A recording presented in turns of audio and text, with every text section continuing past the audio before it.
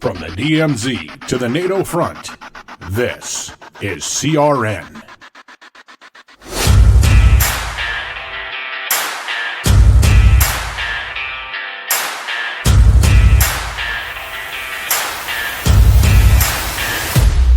Welcome to the Lightning Round.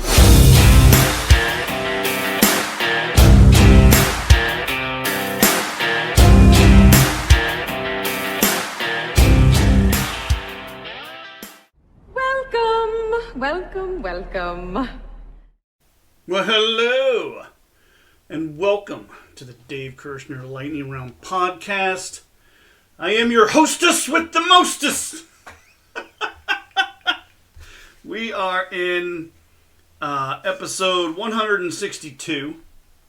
We are finishing week 161 of the illegitimate, fraudulently elected ding-dong's tyrannical reign. I just love saying that. And we have 261 days until the next presidential election. Gold is bouncing back. We're up about $10 from the recording of the Kershner files. Gold spot price now is at $2,001.85. And silver still hanging out in the $22 range, but it's gone up 70 some odd cents, and it is trading at $22.87. Comparatively speaking, this week is a little quieter than last week, but not by much. It took 2 tries, but the House Republicans, I should say Republicans in the House of Representatives, took 2 tries, but they managed to impeach Alejandro Mayorkas, the head of Homeland Security, for his inability to follow the law, and so we're going to get into that. And for some time, I have been explaining the goal of the left and the Potatoes administration, Mayorkas' intent for the massive influx of illegal immigrants from not just Mexico. I mean, that's the point of entry, but from around the world. And so I've got a little video that, unfortunately, I can't download it because it's on Facebook, but it's an interview between Texas Representative Rep. Beth Van Duyn and former Arkansas Governor Mike Huckabee. That she literally lays out everything that I've been saying for the last month. And there's a new study. Well, you know what? We'll get into all that. And I got another video. Well, a couple videos, 3 of them, in fact. One is something that somebody drew my attention to. That was a link that was provided on the James Wesley Rawls site, Survival Blog. And so I'm going to play that for you. It's got some salty language in it. And I've been doing a really good job of not using 4-letter words since my show came back from my summer hiatus, and I split the 2 shows up. Because I understand that can be a turnoff for some people. And so I've refrained from doing it. I can only think of one occasion where I've used a 4-letter word, but it was for historical accuracy, it was a quote from Barry Obama. You can't blame me. I was just being accurate. But there is a video that I'm going to play that does contain some salty language. So if your kids are listening to this, maybe you want to listen to it before them and give them the all clear, or just tell them what the man had to say. But I want to present that video to you because he speaks some very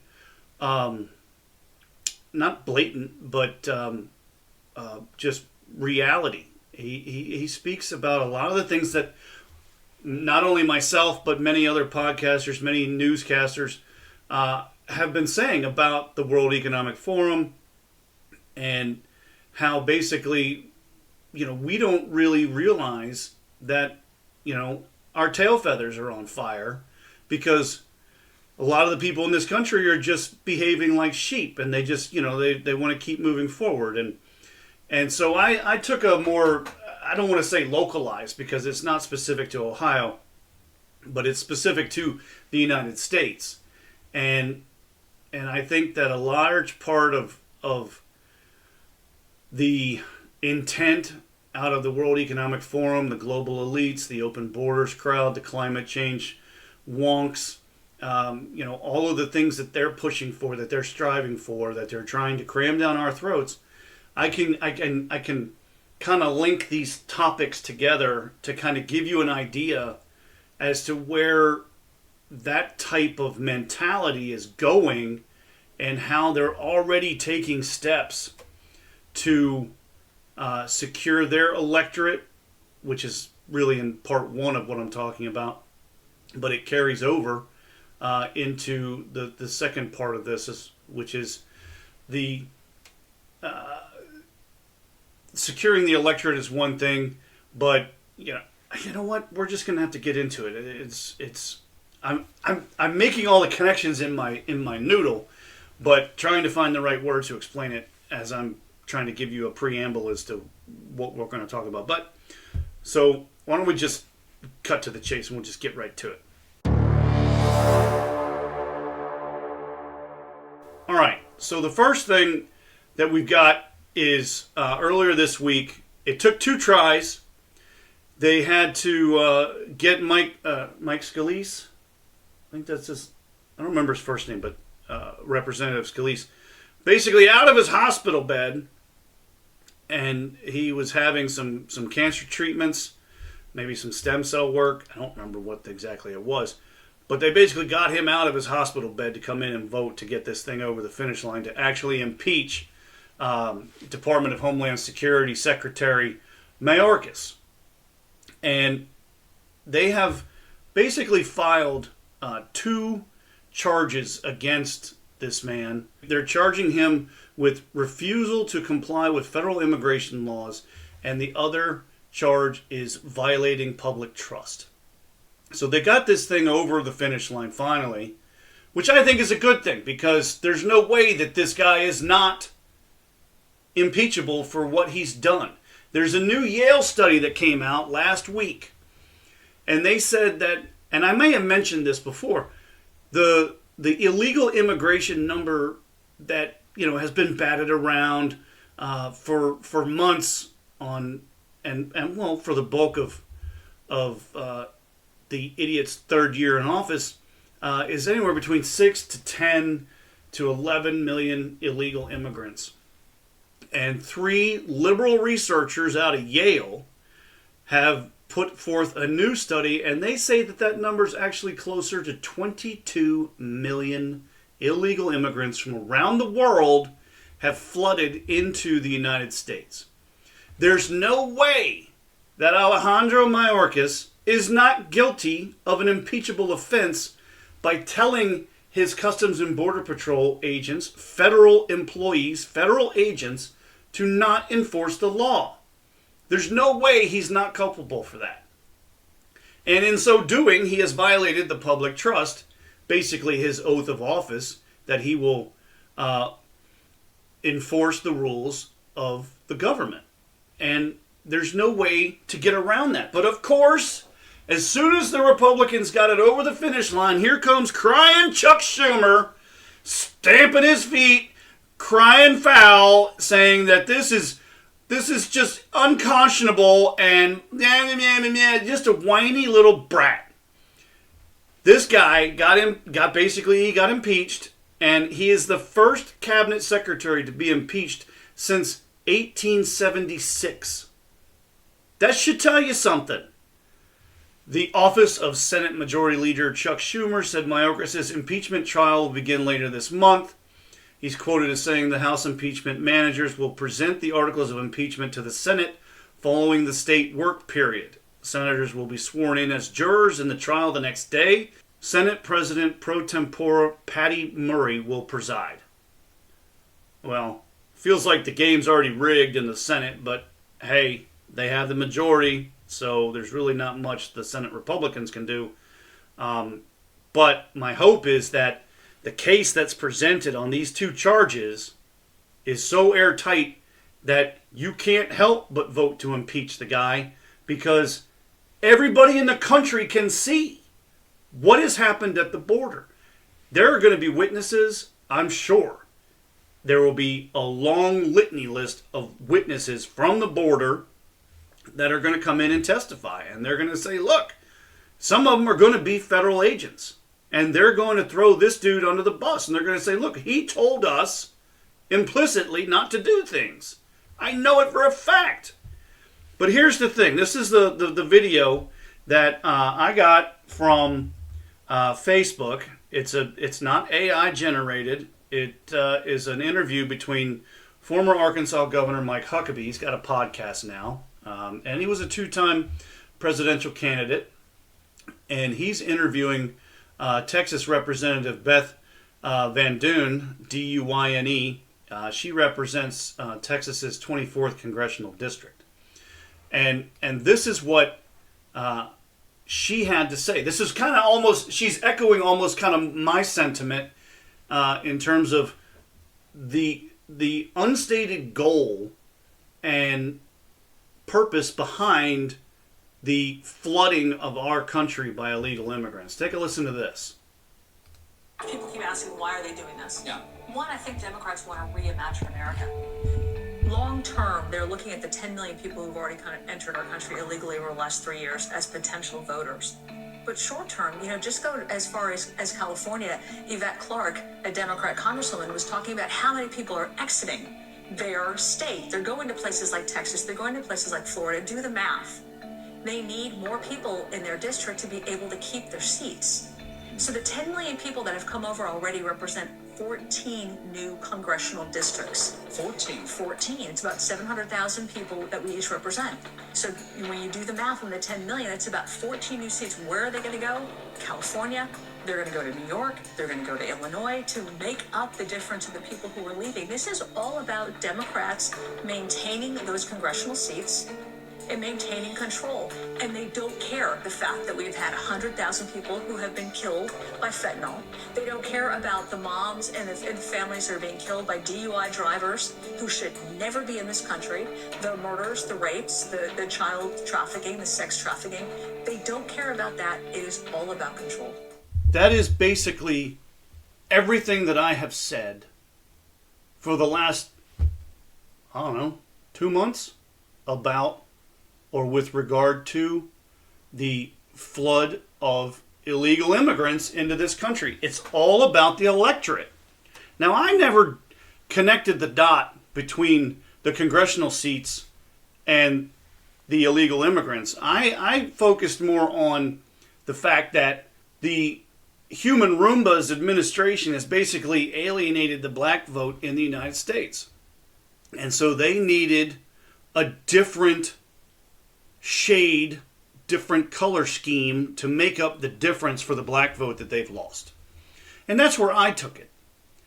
Because I was focused more on how the Dems are constantly pushing diversity, equity, and inclusion. And, they don't care that they may not be the most qualified person to hire.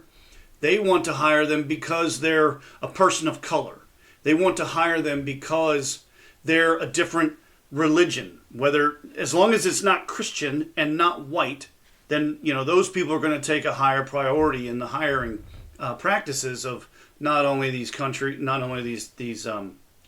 federal agencies, but in small business, in large business, private sector type places. They're going to put a bigger emphasis on the single black lesbian mother than they are with the straight Christian white man, because that guy has the wrong skin color, that guy has the wrong gender, that guy doesn't use pronouns, that guy doesn't identify as any member of the LGBTQ alphabet mafia society. That's where I was focused. She brings up a very valid point. And the federal government swept under the rug the fact that millions of people had already left California. The 3 states she mentioned, California, New York, and Illinois. Okay? The federal government, with the census, swept all of that under the rug, and those states did not lose congressional seats. By opening the borders and taking these people to places like Chicago, New York City, San Francisco, Los Angeles, Sacramento, they are not only going to retain the seats that they should have lost, but given a number of 10 or 11 million, we increase it by 14 new seats. But if you look at the Yale study, and if that study is true and accurate at 22 million, you're not talking about 14 seats. You're talking about 28 to 30 new seats in Congress that are all going to be in Democrat, blue state, blue city strongholds. They're going to get to increase their count by 28 to 30 votes in the House of Representatives, to which there will never, ever be another Republican majority again, because they've baked it into the cake, if you will.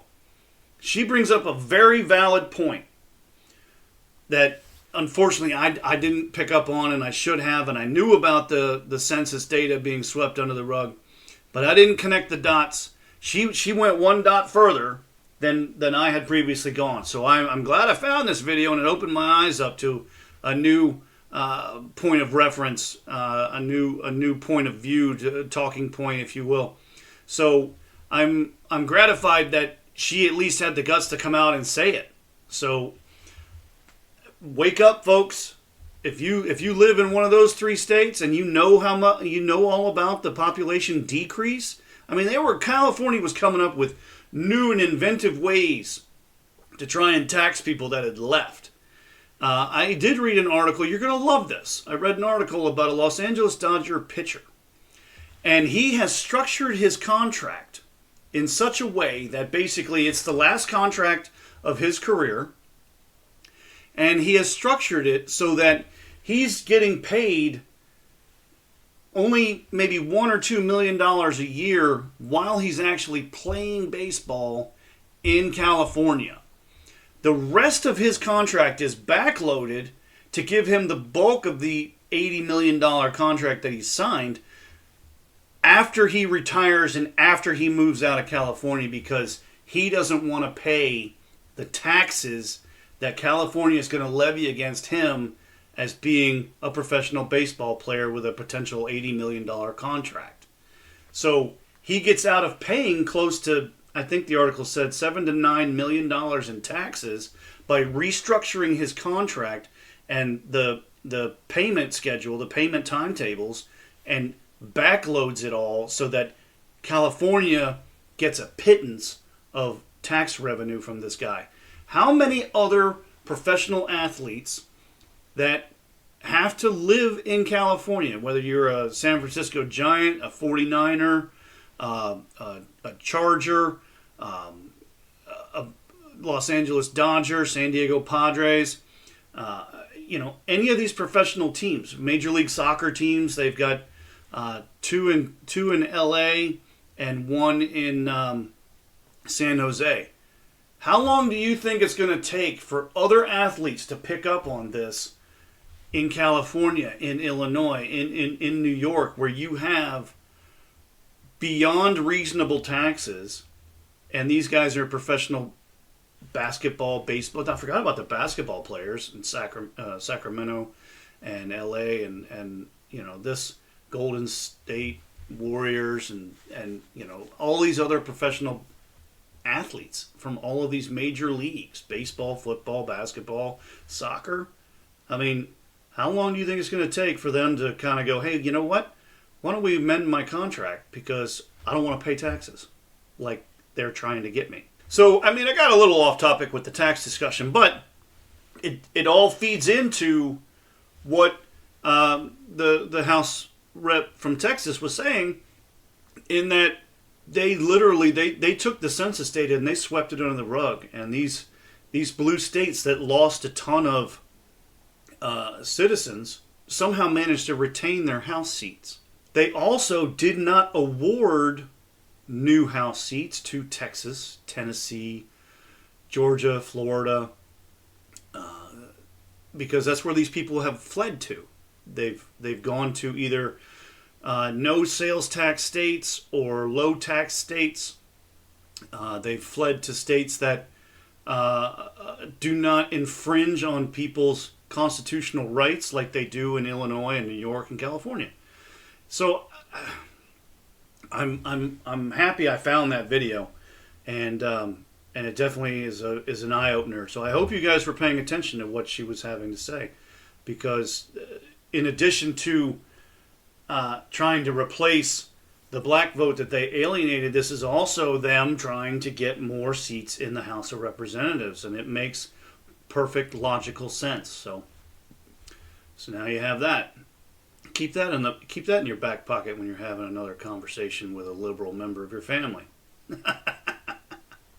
Next. All right.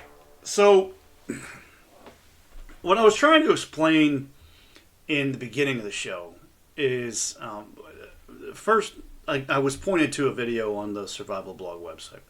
And again, it has salty language in it. So, make your best decisions as you see fit with regard to who's in the room listening.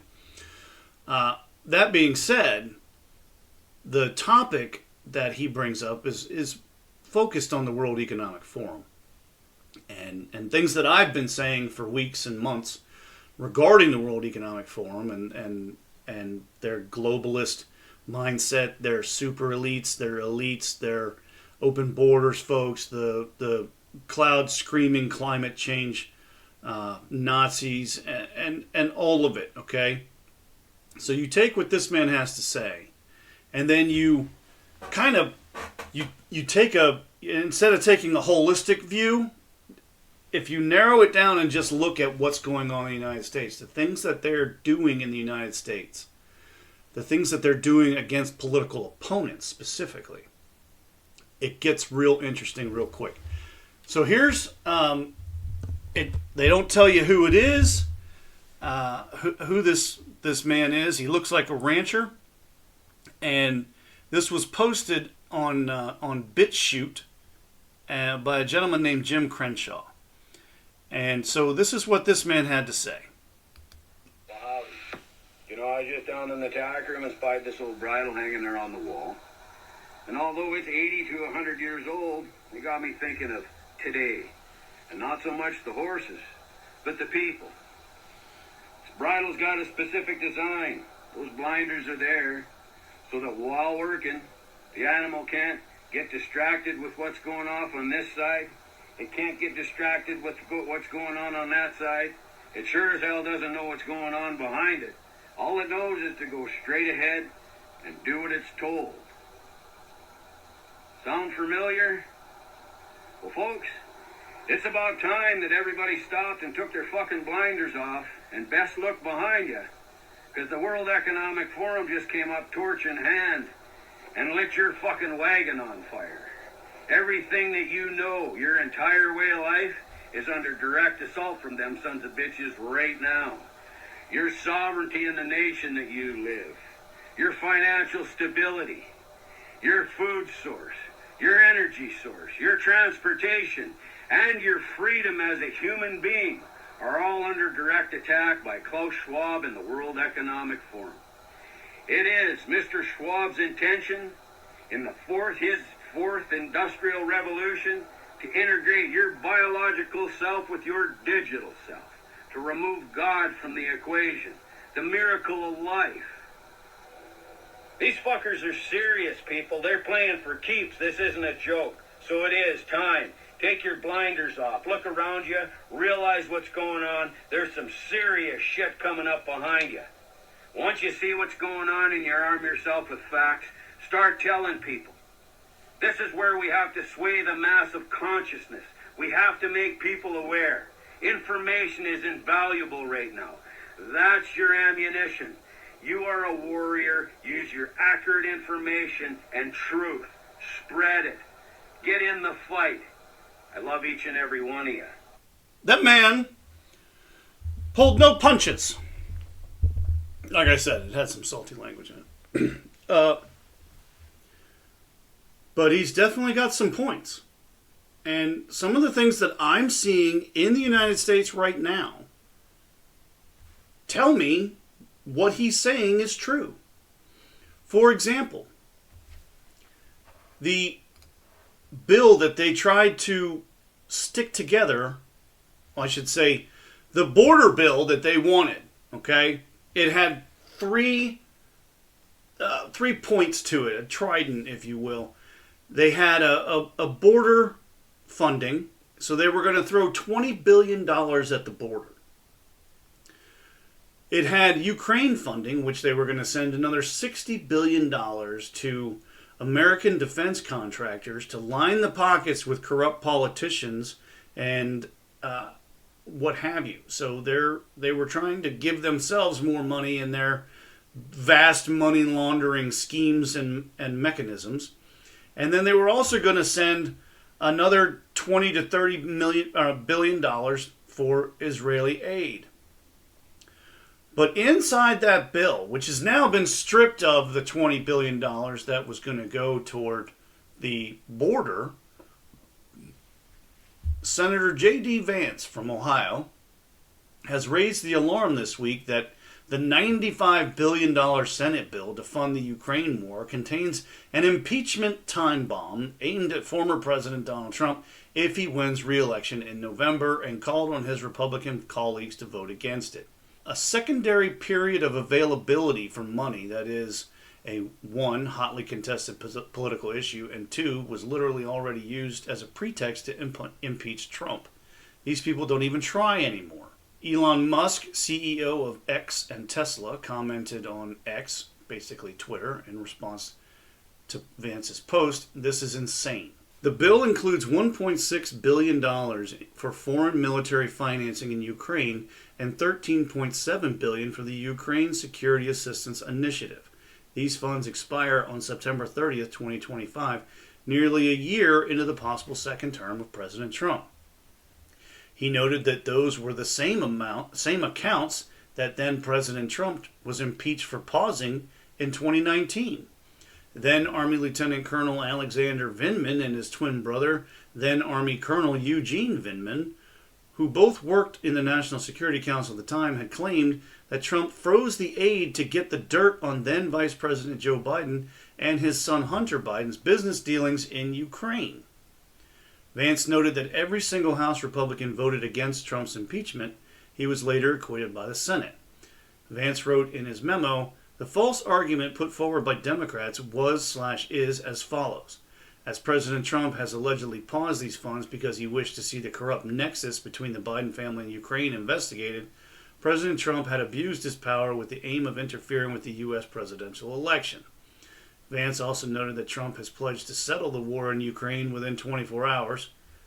That's Trump being boastful again, but could still be forced to send aid to Ukraine. Vance warned, if President Trump were to withdraw from or pause financial support for the war in Ukraine in order to bring the conflict to a peaceful conclusion over the objections of career experts, people like the Vindman brothers, it would amount to the same fake violation of budget law from the first impeachment under markedly similar facts and circumstances. Partisan Democrats would seize on the opportunity to impeach him once again. The Washington Post has reported that tying President Trump's hands on foreign policy is very much top of mind for the Potatoes administration and his officials, who, he noted, are openly boasting about their plans, mentioning that a U.S. official told the Post the hope was that the bill would future-proof aid for Ukraine in case Trump wins election. They're already setting the stage to impeach him for the third time. They do not want that man being the duly elected leader of this country again, because it threatens their existence. That's right out of the World Economic Forum playbook, folks. They're doing all of these things at the behest of those elites and those globalists, those open border activists, those climate change activists. They're doing all of this to set the stage to burn the man's second presidency stint to the ground. Now, as if we weren't being told enough about, the next impending doom from the World Economic Forum, where they have basically announced that the next big global issue is going to be a cyber attack against the United States grid, or against grids in general. And now, just this week, the House Intel chair, a gentleman named Mike Turner, is warning of a serious national security threat to the U.S. in a cryptic statement. He won't come out and say exactly what it is, okay, because it's classified. And what he has come out and said is that the United States faces a serious national security threat, according to House Intelligence Committee Chairman Mike Turner, a Republican from Ohio, who is urging the potato to declassify all information related to it. And that's all he said. He's not going to say any more because this is sensitive information. He's come out and being quoted as saying, "I'm requesting that the potato declassify all information relating to this threat so that Congress, the administration, and our allies can openly discuss the actions necessary to respond to this threat." No other information was made available, but speculation is trickling out. And of course, the information is coming out from Democrats. One Democrat source familiar with the threat reportedly told NBC News that this is a serious issue that could lead to a destabilizing situation and a national security threat, describing it as a potential foreign threat. So maybe it's the BRICS folks that want to destabilize the American dollar around the world. That would make the globalists happy because they've already started transferring their money out of U.S. currency and into euros.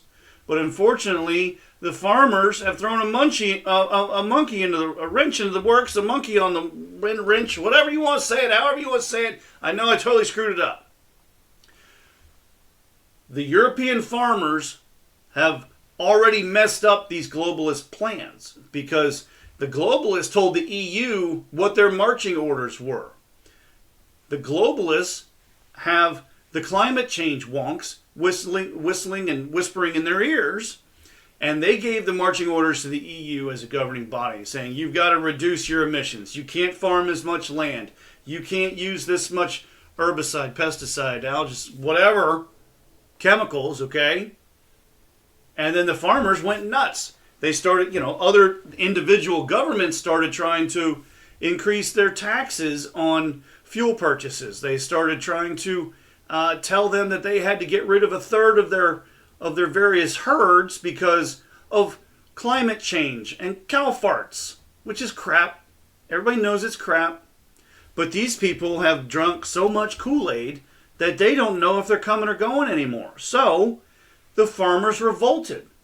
Some of the farmers in Germany and the German citizens in general, they're a bit pissed because in addition to all of the regulations that they were trying to heap onto these farmers and remove subsidies and things of that nature, people in Germany were also pissed because the left progressive liberal side of the government or whatever was apparently holding meetings with groups of people that are avowed Nazis.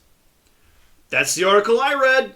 So Germany's got their own problems because of Nazi holdovers and the like. So they other farmers in other countries, they had fuel surcharges. They had subsidies being yanked out from under them. They were being told that they basically were going to be owning land that was worthless because they weren't allowed to farm only a certain percentage of their land. They had to get rid of some of their herd. They couldn't maintain their crops like they had been maintaining using publicly available chemicals and the like. And these people lost their minds. And so they've already thrown a wrench in the works for the globalist elites out of the World Economic Forum, and the EU had to back down. Now, on our side of the pond, we've got Department of Homeland Security Secretary has been impeached because he's basically being told by the potato, who's being told by the World Economic Forum elites, open your borders. You need to take these people that are being displaced. You need to open your borders because you need a way to ensure that you get to hold on to power for as long as possible, for as many consecutive years and presidencies as possible, because you have too many people leaving these Soros-induced liberal states and enclaves and cities. So we need to replace those people. That's going to give you 14 new seats, or up to 30 new seats if 22 million is the correct number in Congress. The Republicans can't overcome that, because we're going to go out of our way to make sure that your census data is invalidated, so they don't get new seats in the red states, but we're going to give you all new seats in the blue states. That's what's going on. Okay? Then you have all of this fun. No sooner did Trump announce his candidacy to try and run for president again in 2024, as he was immediately met with a multitude of indictments. Well, it turns out that the prosecutors in 3 of the 4 indictments that were handed down shortly after he announced his presidency all met with the Biden administration to get their marching orders into how and what and why to charge Trump with. So you've got Stormy Daniels in New York. You've got election things going on in Georgia. Georgia's got a whole new set of parameters that it's got to get over, because turns out the DA in Atlanta, or the Georgia DA, I should say, hired her lover to be the special investigator, and then the special investigator used the money that the state was giving him to take the DA on vacations. So both him, the lover, and DA Fani Willis are likely going to get booted off the case. It's all crazy town. So you've got Alvin Bragg in New York with the Stormy Daniels case, the hush money case, which I thought was already solved and resolved. Then you've got Jack Smith, and he's got a case down in Miami, Florida, about the documents, which he had under lock and key and Secret Service protection. Unlike the human Roomba, who had boxes and boxes of crap in his garage, unsecured, for anybody to go in and take at any time. But then they won't charge him because he's too far gone mentally, which means if you can't charge him because of cognitive decline, you have to invoke the 25th Amendment and remove him from office. But they won't do that. They're simply going to let him ride out the rest of his term until January of 2025 so that he can ride off into the sunset and retire with grace, as opposed to being forcibly removed from office. They're simply not going to let him run for re-election. That's his punishment. That's his penance for being 81, 82 years old, not being able to remember when he was vice president, not being within years of guessing the correct date of when his son Beau died. And it turns out that it wasn't the special prosecutor or special counsel or whoever, what do you want to call these guys? It wasn't him that brought up the man's late son. It was Biden himself who brought up the son. So Biden gets on TV and makes a big hullabaloo about how dare they ask me these questions when in fact they didn't. So now Congress is pushing for a transcript of the interviews because they want to get to the bottom of this. Then you have Fani Willis down in Fulton County, Georgia. The first indictment occurred on April 4th, 2023, the same day that former Biden aide Kathy Chung testified at Joe Biden's mishandling of classified documents. Pay no attention to the person behind the curtain. On March 17th of 2023, Bragg asked for a meeting with federal law enforcement ahead of the indictment on Trump, a court source told Fox News. A year earlier, Bragg's office hired a former senior Department of Justice official, Matthew Colangelo, who spent years targeting Trump at the Justice Department. He also attacked Trump in his role in the New York Attorney General's office.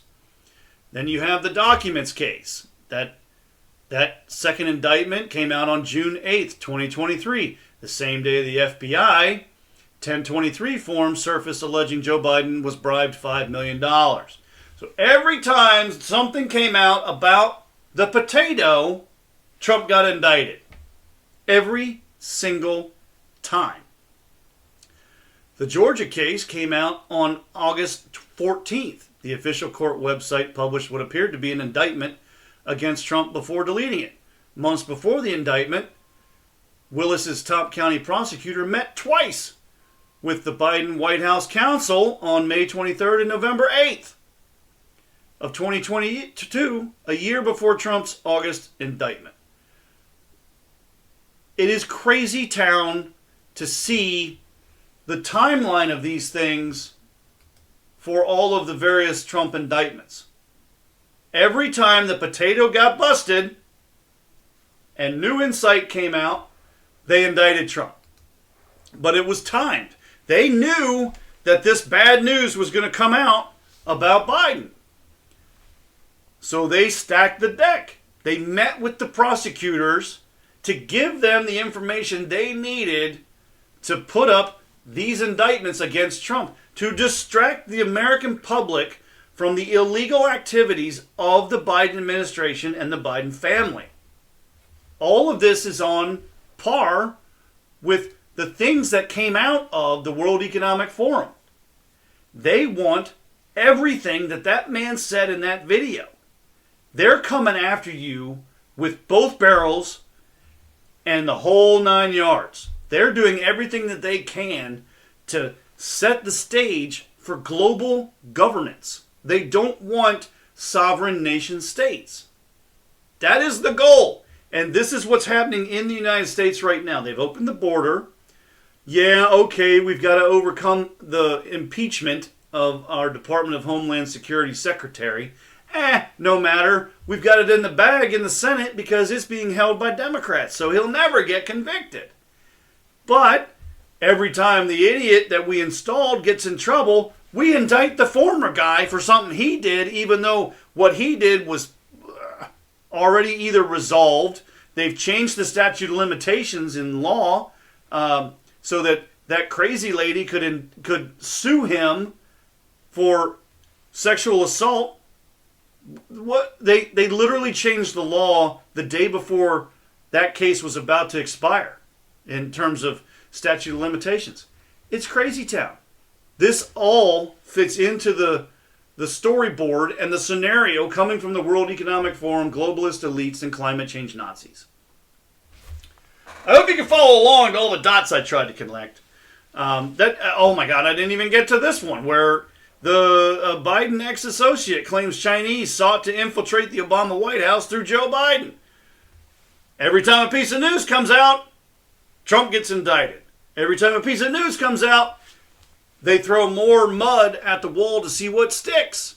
They will be doing everything possible for the next 7 months until the election, or 8 months till the next election, to distract you from all of the misdeeds and illegal, illicit activities taking place within the current administration. And it all funnels up into the Great Reset, the design for global governance coming out of the World Economic Forum. All right, now I'm done.